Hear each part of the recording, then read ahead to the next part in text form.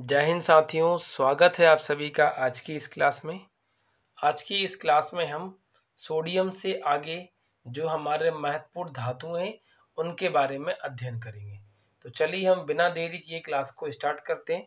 तो अगला जो हमारा धातु तत्व है उसका नाम है मैग्नीशियम। मैग्नीशियम का सिंबल क्या होता है? Capital Mg। चलिए इसके बारे में हम जानते हैं। पेड़ पौधों की जो पत्तियां होती हैं उन पत्तियों में क्लोरोफिल के रूप में जो तत्व पाया जाता है वह कौन सा होता है? मैग्नीशियम। और इसी तत्व के कारण इन पत्तियों का जो रंग होता है वह कैसा होता है? हरा होता है। ठीक है। अगला बिंदु है इसमें कि मैग्नीशियम का निष्कर्षण। इसका मतलब है कि हम अपने चारों ओर का जो वातावरण है, पृथ्वी के चारों ओर की जो धरातल है, उसमें से हम मैग्नीशियम कैसे प्राप्त करते हैं? तो इसका निष्कर्षण करने के लिए एक अयस्क होता है। अयस्क का मतलब होता है कि यदि हम मिट्टी में से कोई चीज खोदते हैं तो खोदने के बाद में जो आपके हाथ में आपको मिलता है उसको धातु के विभिन्न विधियों के द्वारा निष्कर्षित करके निकालना क्या कहलाता है? हमारा अयस्क कहलाता है। तो मैग्नीशियम का निष्कर्षण कार्नलाइट नाम के अयस्क से किया जाता है। ये पॉइंट हमारे लिए आईएमपी है, आप इसे याद करेंगे। ठीक है। अगला है मैग्नीशियम अम्ल के साथ में अभिक्रिया करके लवण बनाते हैं और हाइड्रोजन गैस उत्पन्न करते हैं। ठीक है। साथ ही साथ मैग्नीशियम जो होता है क्षार के साथ में अभिक्रिया नहीं करता है, जबकि अम्लों के साथ में अभिक्रिया करके हाइड्रोजन गैस उत्पन्न करता है। ठीक है। अगला बिंदु है मैग्नीशियम से मिश्र धातुओं का निर्माण किया जाता है और इसमें जो मुख्य मिश्र धातु हैं हम उसके बारे में पढ़ते हैं। पहला है मैग्नीलिया मिश्र धातु। इसमें क्या क्या मिला होता है? एल्यूमिनियम, कॉपर और लोहा। इन तीनों को मिला के मैग्नीलिया नाम की मिश्र धातु बनाई जाती है, जिसका प्रयोग हवाई जहाज में और तराजू बनाने में किया जाता है। हवाई जहाज की जो बॉडी होती है ऊपर की, उसको बनाने में मैग्नीलिया धातु और मिश्र धातु और ड्यूरालुमिन मिश्र धातु और इलेक्ट्रॉन मिश्र धातु का प्रयोग किया जाता है। दूसरा जो है ड्यूरालुमिन मिश्र धातु, यह एल्यूमिनियम, कॉपर और मैग्नीज को जोड़कर बनाई जाती है। इसका प्रयोग प्रेशर कुकर के निर्माण में और हवाई जहाज के पार्ट्स बनाने में किया जाता है। अगला है इलेक्ट्रॉन मिश्र धातु। इसका उपयोग जिंक और कॉपर को जोड़कर बनाया जाता है। इसका उपयोग हवाई जहाज और मोटर गाड़ियां जो होती हैं उनकी जो बॉडी होती है, उनका जो ढांचा होता है, उसको बनाने में किया जाता है। अगला है फ्लैश बल्ब। मोबाइल में जो फ्लैश लाइट होती है उससे उत्पन्न होने वाली जो रोशनी होती है और उसी बल्ब को अपन बोलते हैं फ्लैश बल्ब। फ्लैश बल्ब में नाइट्रोजन गैस के साथ में मैग्नीशियम तार का प्रयोग किया जाता है। ये बात भी आप इसमें याद रखेंगे। आगे है इसमें मैग्नीशियम के यौगिक। सबसे पहला यौगिक है मैग्नीशिया। MgO को मैग्नीशिया कहते हैं, अर्थात मैग्नीशियम ऑक्साइड को मैग्नीशिया के नाम से जानते हैं। और इसका प्रयोग हम जो ईंटों के जो भट्टे होते हैं उस भट्टे में अस्तर लगाने में करते हैं। ठीक है। इसका रंग होता है चांदी के समान श्वेत। दूसरा है मैग्नीशियम हाइड्रोक्साइड, MgOH का होल ट्वाइस। इसी को अपन क्या बोलते हैं? मैग्नीशियम हाइड्रोक्साइड कहते हैं। यह एक प्रकार का क्षार होता है जिसका प्रयोग पेट की अम्लीयता, यदि हमें एसिडिटी हो रही है तो हम किसका प्रयोग करते हैं? मैग्नीशियम हाइड्रोक्साइड का। इनो में जेई मिला होता है। किस में मिला होता है? इनो में। ठीक है। आगे है इसे मिल्क ऑफ मैग्नीशिया के नाम से जानते हैं क्योंकि इसका जो रंग होता है वह दूध के समान सफेद होता है। किसका? मैग्नीशियम हाइड्रोक्साइड का। ठीक है। आगे सीरा से चीनी के निष्कर्षण में MgOH का प्रयोग किया जाता है। ये बात भी आप इसमें याद रखेंगे। अगला यौगिक है इसमें मैग्नीशियम सल्फेट, जिसका फॉर्मूला है MgSO4। इसे हम इप्सम से प्राप्त करते हैं। इप्सम एक प्रकार का अयस्क होता है और उसी अयस्क के निष्कर्षण से हम क्या करते हैं, मैग्नीशियम सल्फेट को प्राप्त करते हैं और इसका प्रयोग क्या करते हैं, दस्तावर के रूप में किया जाता है। आगे है मैग्नीशियम कार्बोनेट को हम मैग्नेसाइट या डोलोमाइट के रूप में प्रकृति में पाया जाता है। जो मैग्नीशियम का कार्बोनेट होता है वह मैग्नेसाइट और डोलोमाइट के रूप में हमारे नेचर में मिलता है। दूसरा बिंदु है कि मैग्नीशियम एल्वा का प्रयोग हम पेट की एसिडिटी को दूर करने में करते हैं। जैसे पीछे हम पढ़ के आए थे मैग्नीशियम हाइड्रोक्साइड और दूसरा क्या हो जाएगा, मैग्नीशियम एल्वा। ये दो ऐसी चीजें हैं जिनका प्रयोग पेट की एसिडिटी को दूर करने में किया जाता है। अगली धातु का नाम है एल्यूमिनियम। एल्यूमिनियम का सिंबल क्या होता है, Al। सबसे पहला बिंदु है इसका कि यह पृथ्वी की भूपर्पटी पर सबसे अधिक मात्रा में पाई जाने वाली क्या है, धातु है। IMP बना के लिख दीजिए इसको कि पृथ्वी की भूपर्पटी पे सबसे ज़्यादा मात्रा में पाई जाने वाली धातु कौन सी है, तो आंसर आ जाएगा एल्यूमिनियम। दूसरा बिंदु है बॉक्साइड। एल्यूमिनियम का क्या होता है, मुख्य अयस्क होता है। इसका मतलब होता है कि जो एल्यूमिनियम है ये बॉक्साइड से प्राप्त किया जाता है और बॉक्साइड का जो रासायनिक नाम होता है वह हाइड्रेटेड एल्यूमिना होता है।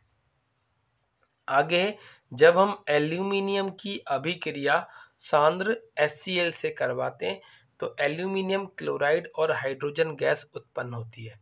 जब हम एल्यूमिनियम की अभिक्रिया सांद्र H2SO4 से कराते हैं तो एल्यूमिनियम का सल्फेट बनता है, साथ में सल्फर डाइऑक्साइड गैस उत्सर्जित होती है। यदि हम एल्यूमिनियम की अभिक्रिया NaOH सोडियम हाइड्रोक्साइड या फिर KOH पोटेशियम हाइड्रोक्साइड के साथ करते हैं तो एल्यूमिनेट का लवण बनता है और साथ में हाइड्रोजन गैस उत्पन्न होती है। एल्यूमिनियम फ्लोरीन, क्लोरीन, ब्रोमीन जिन्हें अपन बोलते हैं हैलोजन समूह के तत्व के साथ में अभिक्रिया करके हैलाइड बनाता है और एल्यूमिनियम नाइट्रोजन के साथ में अभिक्रिया करके एल्यूमिनियम नाइट्राइड का निर्माण करता है। तो इसमें से शुरुआत के जो तीन है वह आपको याद रखना है कि इनकी जब आपस में अभिक्रिया होती है तो इनमें कौन कौन सी गैसें उत्सर्जित होती है। आगे है इसमें एल्यूमिनियम का सर्वाधिक प्रयोग किसमें किया जाता है, मिश्र धातु को बनाने में किया जाता है। अगला है पेट्रोलियम के भंजन में। भंजन का मतलब होता है शोधने में या उसको साफ करने में अनाद्र एल्यूमिनियम क्लोराइड का प्रयोग किया जाता है।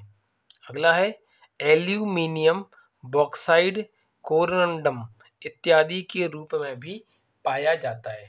अगला बिंदु है इसमें कि पोटास एलम जिसे अपन पोटेशियम एल्यूमिनियम सल्फेट के नाम से भी जानते हैं, इसका जो प्रयोग होता है वह जल को साफ करने में, मृदु बनाने में और रक्त के प्रवाह को रोकने में किया जाता है। यदि किसी को चोट लगी है, खून बह रहा है तो उसकी जगह पे आप पोटासियम लगा दें जिसे आप फिटकरी कहते हैं और फिटकरी में एल्यूमिनियम का सल्फेट मिला होता है पोटेशियम के साथ में और ये पानी को मृदु बनाने का भी काम करता है। जैसे जब हम सेविंग वगैरह करा के आते हैं तो सेविंग करने के बाद में क्या होता है, कहीं थोड़ा बहुत कहीं से खून निकलने लगता है तो उसके स्थान पे फटकरी लगाएंगे तो खून के प्रभाव क्या करता है, ये रोक देता है।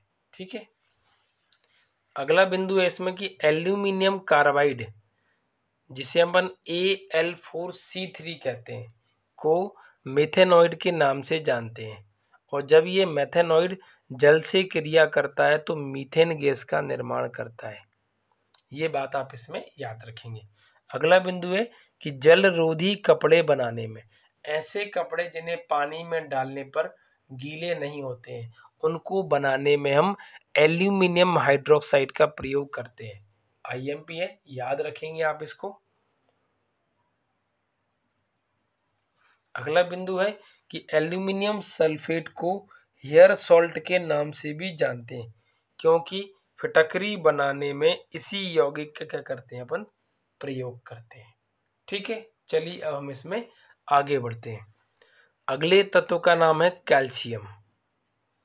जब कैल्शियम की बात की जाती है तो कैल्शियम मानव शरीर की हड्डियों में, दांतों में और जो पक्षियों के जो अंडे होते हैं उसके छिलके में, और शंख शंख क्या होते हैं जो कि समुद्र में पाए जाते हैं, जो कि मोलास्का जगत के क्या होते हैं, जीव होते हैं, उनमें सबसे ज़्यादा मात्रा में क्या पाया जाता है, कैल्शियम पाया जाता है। तो आप याद रखेंगे कि ऐसा कौन कौन सी प्रजाति के जीव होते हैं जिनमें कैल्शियम सबसे ज़्यादा पाया जाता है। आगे कि दूध में कैल्शियम की मात्रा सबसे ज़्यादा होती है। ठीक है, अगला बिंदु है कैल्शियम ऑक्साइड को हम क्विक लाइम कहते हैं। क्विक लाइम का मतलब होता है चूना पत्थर। क्या कहते हैं इसको, चूना पत्थर। और चूना पत्थर को ही कहा जाता है बिना बुझा हुआ चूना, बिना बुझा हुआ चूना, और इसका फार्मूला होता है CaO। ठीक है, और इसकी अभिक्रिया दी हुई है नीचे। यदि अपन चूने में पानी मिला दें तो पानी डालने से क्या होगा, चूना बुझ जाएगा। तो उसका फॉर्मूला होता है CaOH का होल ट्वाइस। तो कैल्शियम हाइड्रोक्साइड मतलब ये वाला फॉर्मूला क्या कहलाता है, बुझा हुआ चूना कहलाता है। तो CaO को अपन बोलते हैं कैल्शियम ऑक्साइड, क्विकलाइम, या फिर चूना पत्थर, या बिना बुझा हुआ चूना। और जब इसमें अपन पानी डालते हैं तो ये बुझ जाता है, जिसे अपन कैल्शियम हाइड्रोक्साइड के नाम से जानते हैं। आगे है इसमें कैल्शियम हाइड्रोक्साइड का उपयोग कहाँ कहाँ करते हैं, तो कोल गैस को शुद्ध करने में, ब्लीचिंग पाउडर या इसी को बोलते हैं विरंजक चूर्ण बनाने में, कास्टिक सोडा बनाने में, या फिर सीमेंट और मकानों में सफ़ेदी करने में इसका प्रयोग किया जाता है। मुख्य रूप से दिवाली के समय दीवारों को रंगने के लिए हम चूने का प्रयोग करते हैं। वो चूना क्या होता है, कैल्शियम हाइड्रोक्साइड होता है। ठीक है, अगला है विरंजक चूर्ण, जिसे अपन ब्लीचिंग पाउडर कहते हैं, जो कि कैल्शियम का एक ऑक्सी क्लोराइड है। औद्योगिक पैमाने पर जो विरंजक का चूर्ण है इसका उत्पादन हेसेन क्लेवर नाम की विधि के द्वारा किया जाता है। ये बात आप इसमें याद रखेंगे। अगला बिंदु है कैल्शियम सल्फेट। इसका फॉर्मूला है CaSO4 ट्वाइस H2O, जिसे हम क्या कहते हैं, जिप्सम कहते हैं। कैल्शियम सल्फेट को जिप्सम कहा जाता है और इसका उपयोग मुख्य रूप से सीमेंट बनाने में, POP बनाने में, जिसे आप बोलते हैं प्लास्टर ऑफ पेरिस, और खाद के निर्माण में किया जाता है। और ये खाद कौन सा होता है, अमोनियम वाला खाद, उसको बनाने में हम कैल्शियम सल्फेट का प्रयोग करते हैं। अगला बिंदु है यदि हम जिप्सम को लगातार 120 डिग्री सेल्सियस के तापमान पर गर्म कर दें तो हमें क्या मिलता है, प्लास्टर ऑफ पेरिस POP मिल जाती है। ठीक है, अगला बिंदु है कैल्शियम फॉस्फेट का जो प्रयोग होता है वह टूथपेस्ट को बनाने में किया जाता है, जबकि जो कैल्शियम कार्बोनेट होता है इसका प्रयोग दंत मंजन जो पाउडर फॉर्म में आता है, पाउडर वाले मंजन को बनाने में कैल्शियम के कार्बोनेट का प्रयोग करते हैं, और टूथपेस्ट बनाने में हम कैल्शियम के फास्फोरेट का प्रयोग करते हैं, और कार्बोनेट का प्रयोग सीमेंट उद्योग में भी किया जाता है। अगला धातु तत्व है मैग्नीज, जिसे अपन Mn कहते हैं। तो सबसे पहला बिंदु है इसमें, इसका निष्कर्षण कैसे होता है, तो पाइरोलुसाइड नाम का एक अयस्क होता है। इस अयस्क से हम क्या करते हैं, मैग्नीज का निष्कर्षण करते हैं, मतलब इसमें से हम मैग्नीज को बाहर निकालते हैं विभिन्न प्रकार की विधियों के द्वारा। तो ये हमारे लिए IMP है कि मैग्नीज का निष्कर्षण किससे किया जाता है। आगे जीवित मानव के शरीर में सबसे कम मात्रा में पाया जाने वाला जो तत्व होता है, जो कि धातु है, वह कौन सा होता है, मैग्नीज। तो ये बात आप याद रखेंगे कि मानव के शरीर में सबसे कम मात्रा में पाया जाने वाला धातु तत्व मैग्नीज होता है। ठीक है, अगला है पोटेशियम परमैंगनेट को हम लाल दवा के नाम से भी जानते हैं, जो कि मैग्नीज का ही एक पार्ट होता है। ठीक है। अगला धातु तत्व है इसमें प्लैटिनम। प्लैटिनम को हम एक संक्रमण धातु के नाम से जानते हैं क्योंकि यह डी ब्लॉक का एक हिस्सा होती है। इसका स्थान कहाँ पर होता है? D block. तो डी ब्लॉक में जितनी भी धातु तत्व रखे होते हैं उन्हें हम संक्रमण धातु के नाम से जानते हैं। अगला है इसे सफेद सोना के नाम से जानते हैं। अगला इसी में लिखा हुआ है इसे एडम उत्प्रेरक के नाम से भी जानते हैं। तो ये हमारा सेकंड वाला जो पॉइंट है ये एग्जाम के लिए इम्पोर्टेंट है कि सफ़ेद सोना निम्न में से क्या है। तो प्लैटिनम जो होता है उसी को अपन सफ़ेद सोना कहते हैं। यह हमारे गोल्ड से भी कई गुना ज़्यादा महंगा होता है। आगे है इसमें कि जो फाउंटेन पेन होता है उसकी जो निब की टिप होती है, जैसे ये पेन आप देख रहे हैं, इस पेन की जो ऊपर वाली टिप है ये वाली, तो इसको बनाने के लिए, या फिर ये वाला नहीं, ये तो नॉर्मल पेन है हमारा, जो फाउंटेन पेन होता है उसकी निब बनाने में हम प्लैटिनम का प्रयोग करते हैं। और फाउंटेन पेन कौन सा होता है? स्पेस में चीज़ों को लिखने के लिए हम फाउंटेन पेन का यूज़ करते हैं। आगे इसका उपयोग आभूषण बनाने में भी किया जाता है। आईएमपी है ये वाला पॉइंट, और ये वाला भी आप इसमें याद रखेंगे। ठीक है। अगला धातु तत्व है इसमें थोरियम, TH। ठीक है। तो थोरियम का जो निष्कर्षण होता है वह मोनोजाइट नाम के अयस्क से किया जाता है, मतलब इसमें से थोरियम को निकाला जाता है। और इसका जो प्रयोग होता है वह परमाणु ऊर्जा में करते हैं, फोटो इलेक्ट्रॉनिक सेल में करते हैं, एक्सरे में करते हैं, और जो बल्ब का टंगस्टन होता है उसके फिलामेंट को बनाने में भी हम थोरियम का प्रयोग करते हैं। पहली बात तो आप इसमें ये याद रखेंगे कि ये कौन से अयस्क से निष्कर्षित किया जाता है। ठीक है। तो इतनी बात हमें इसमें याद रखनी है। आगे है आज की क्लास से संबंधित महत्वपूर्ण प्रश्न। सबसे पहला प्रश्न है कि सबसे हल्की धातु निम्न में से कौन सी है? चांदी, पारद, लिथियम, सीसा। तो जो लिथियम होती है वह सबसे हल्की धातु होती है, ये मैंने आपको पिछली क्लास में पढ़ाया था। दूसरा है सबसे आघात वर्धनीय धातु कौन सी है? तो जो चांदी होती है ये सबसे ज़्यादा आघात वर्धनीय धातु है इन 4 ऑप्शनों में से। यदि इनमें से भी यदि सोना और लिखा होता है गोल्ड, तो वो सबसे ज़्यादा आघात वर्धनीय होता है। उसके बाद क्या होती है? फिर चांदी आती है। ठीक है। अगला प्रश्न है कि निम्न में से सबसे भारी धातु कौन सी है? तो सबसे भारी धातु कौन सी होती है? सोना इन सभी चारों ऑप्शन में सबसे भारी धातु है। ठीक है। अगला प्रश्न है कि निम्न में से जुड़वा धातुएं कौन कौन सी है? मतलब इनके जो गुण होते हैं लगभग एक जैसे होते हैं और देखने में भी एक जैसी लगती हैं। तांबा टिन, सीसा जस्ता, लोहा कोयला, सोना चांदी। तो देखो इसमें जो हमारा आंसर होगा वह सही कौन सा होगा? सीसा और जस्ता, ये दोनों देखने में लगभग एक जैसे लगते हैं, इसलिए इन्हें हम जुड़वा धातु के नाम से जानते हैं। अगला प्रश्न है प्रागैतिहासिक धातुओं की संख्या कितनी है? तो इनकी संख्या कितनी है? 8।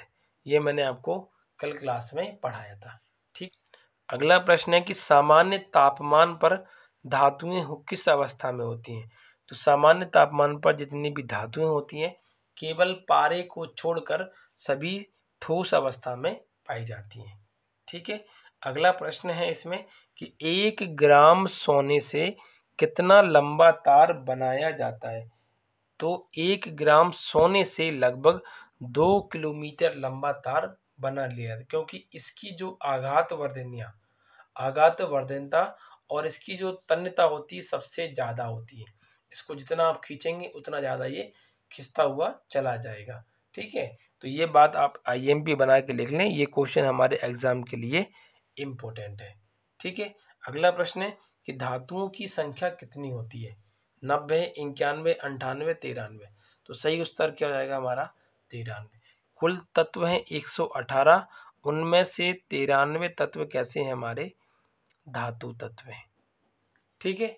चलिए अब हम इसमें आगे बढ़ते हैं। अगला प्रश्न है इसमें कि सोडियम परऑक्साइड का प्रयोग होता है। तो सोडियम परऑक्साइड का प्रयोग हम वायु के शुद्धिकरण में करते हैं। यदि हम एक ऐसे कमरे में बंद हैं जिसमें हवा का आदान प्रदान नहीं हो रहा है और उसके अंदर की हवा को हमें शुद्ध करना है, जैसे एरोप्लेन, तो एरोप्लेन के अंदर हवा का शुद्धिकरण करने के लिए हम सोडियम परऑक्साइड का प्रयोग करते हैं। अगला प्रश्न है कि मिट्टी के तेल में रखी जाने वाली धातु निम्न में से कौन सी है? तो वह कौन सी होती है? सोडियम धातु। और यही वो धातु होती है जिसे चाकू की सहायता से आसानी से काटा जाता है। और मिट्टी के तेल में से इसलिए रखते हैं क्योंकि जैसे ही इसे आप हवा में निकालते हैं तो इसमें तुरंत आग लग जाती है, क्योंकि हवा में क्या होती है? ऑक्सीजन। ऑक्सीजन से अभिक्रिया करके ये तुरंत क्या होती है? जलने लगती है। इसलिए इसे मिट्टी के तेल में रखा जाता है। ठीक है।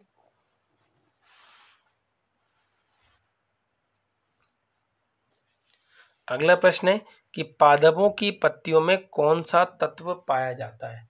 मैग्नीज, मैग्नीशियम, सोडियम और लोहा। तो जो मैग्नीशियम नाम का तत्व है यह पेड़ पौधों की पत्तियों के क्लोरोफिल के अंदर पाया जाता है और इसी की वजह से उनका रंग कैसा होता है? हरा होता है। अगला प्रश्न है कि पेट की अम्लता दूर करने में प्रयोग करते हैं magnesium hydroxide, sodium hydroxide, calcium hydroxide या फिर सभी। तो इन चारों में से जो सही उत्तर होगा वह क्या हो जाएगा? मैग्नीशियम हाइड्रोक्साइड, MgOH का होल ट्वाइस। ठीक है। तो इस क्लास से संबंधित जो PDF होगी वह आपको हमारे टेलीग्राम चैनल पर प्रोवाइड करा दी जाएगी, वहाँ से आप इसे प्राप्त कर सकते हैं।